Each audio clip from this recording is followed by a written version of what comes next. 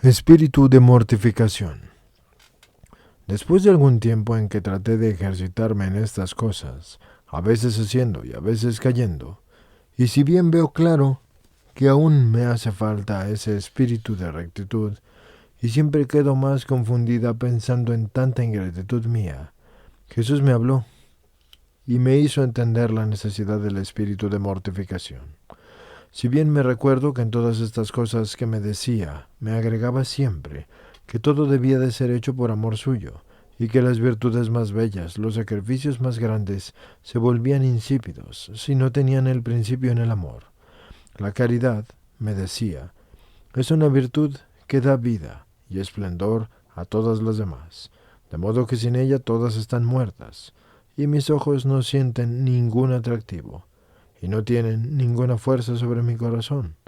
Estate pues atenta, y haz que tus obras, aun las mínimas, estén investidas por la caridad, y esto es en mí, conmigo y por mí. Ahora vayamos directamente a la mortificación.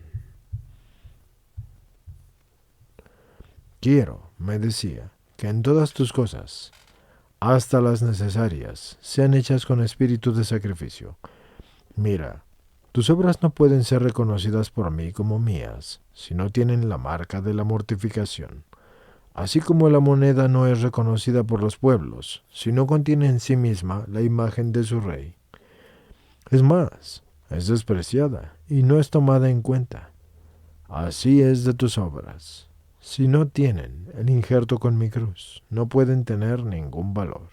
Mira, ahora no se trata de destruir a las criaturas, sino a ti misma, de hacerte morir para vivir solamente en mí y de mi misma vida.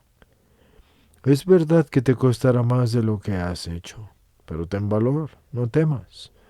No lo harás tú, sino yo, que obraré en ti. Entonces recibía otras luces sobre la aniquilación de mí misma y me decía, tú no eres otra cosa que una sombra, que mientras quieres tomarla, te huye. Tú eres nada. Yo me sentía tan aniquilada que habría querido esconderme en los más profundos abismos, pero me veía imposibilitada para hacerlo. Yo sentía tal vergüenza que quedaba muda, y mientras estaba en este reconocimiento de mi nada, él me decía, ponte junto a mí, apóyate en mi brazo, yo te sostendré con mis manos, y tú recibirás fuerza. Tú estás ciega, pero mi luz te servirá de guía. Mira, me pondré delante, y tú no harás otra cosa que mirarme para imitarme. Después me decía, la primera cosa que quiero que mortifiques es tu voluntad. Aquel yo se debe destruir en ti. Quiero que la tengas sacrificada como víctima ante mí, para hacer que de tu voluntad y de la mía se forme una sola. ¿No estás contenta? Sí, Señor, pero dame la gracia, porque veo que por mí nada puedo. Y él continuaba diciéndome, sí, yo mismo te contradiré en todo, y a veces por medio de las criaturas. Y sucedía así. Por ejemplo, si en la mañana me despertaba y no me levantaba enseguida, la voz interna me decía, tú descansas, y yo no tuve otro lecho que la cruz. Pronto, pronto, no tanta satisfacción. Si caminaba y mi vista se iba un poco lejos, pronto me reprendía. No quiero tu vista, no la alejes de ti más allá que la distancia de un paso a otro para hacer que no tropieces. Y si me encontraba en el campo y veía flores y árboles, me decía, yo todo lo he creado por amor tuyo. Tú priva a tu vista de este contento por amor mío. Y aun en las cosas más inocentes y santas, como por ejemplo los ornamentos de los altares o las procesiones, me decía, no debes tomar otro placer que en mí solo. Si mientras trabajaba yo estaba sentada, me decía, estás demasiado cómoda. ¿No te acuerdas de mi vida? ¿Cómo fue un continuo penar? ¿Y tú? ¿Y tú? Y enseguida, para contentarlo, me sentaba en la mitad de la silla y la otra mitad la dejaba vacía. y algunas veces en broma le decía: «Mira, oh señor, la mitad de la silla está vacía, ven a sentarte junto a mí». Y alguna vez me parecía que me contentaba y sentía tanto gusto que yo misma no sé decirlo. Algunas veces que estaba trabajando con lentitud y desganada me decía: «Pronto, apúrate, que el tiempo que ganarás apurándote vendrás a pasarlo junto conmigo en la oración».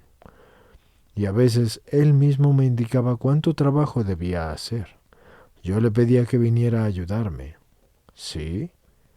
Sí», me respondía. «Lo haremos juntos a fin de que después que hayas terminado quedemos más libres». Y sucedía que en 1 hora o 2 hacía lo que debía de hacer en todo el día. Después me iba a hacer oración y me daba tantas luces y me decía tantas cosas que el querer decirlas sería demasiado largo. Recuerdo que mientras estaba sola trabajando, veía que no alcanzaba el hilo para completar aquel trabajo y que tendría necesidad de ir con la familia para buscarlo.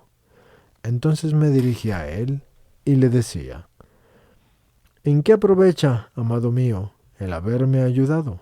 Pues ahora veo que tengo necesidad de ir a la familia, y puedo encontrar personas, y me impedirán venir de nuevo, y entonces nuestra conversación terminará». «¿Qué? ¿Qué?», me decía. «¿Y tú tienes fe?». «Sí». «Pues no temas, te haré terminar todo». Y así sucedía. Y luego me ponía a rezar. Si llegaba a la hora de la comida y comía alguna cosa agradable, en súbito me reprendía internamente diciendo: «Tal vez te has olvidado que yo no tuve otro gusto que sufrir por amor tuyo, y que tú no debes tener otro gusto que el mortificarte por amor mío. Déjalo y come lo que no te agrada». Y yo enseguida lo tomaba y lo llevaba a la persona que ayudaba en el servicio.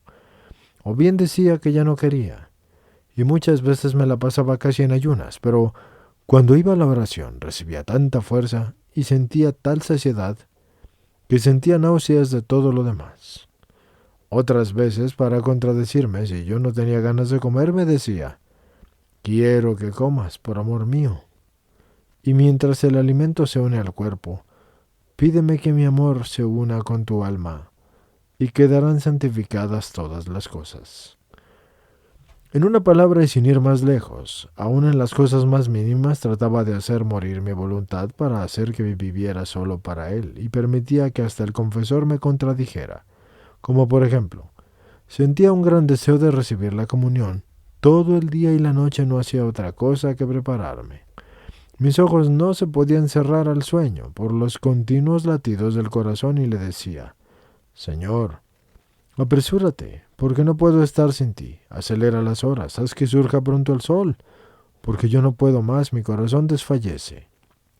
Y él mismo me hacía ciertas invitaciones amorosas con las que me sentía despedazar el corazón, y me decía: «Mira, yo estoy solo. No sientas pena de que no puedes dormir.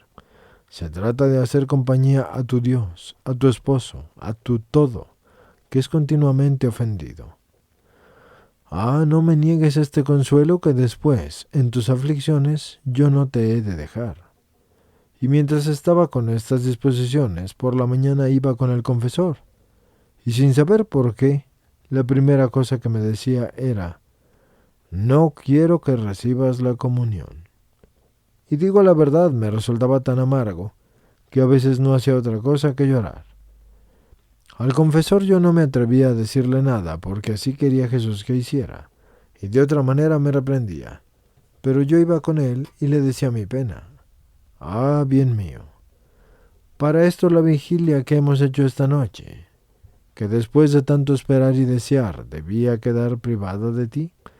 Sé bien que debo obedecer, pero dime, ¿puedo estar sin ti? ¿Quién me dará la fuerza? Y además, ¿cómo tendré el valor de irme de esta iglesia sin llevarte conmigo? Yo no sé qué hacer, pero tú puedes remediar todo».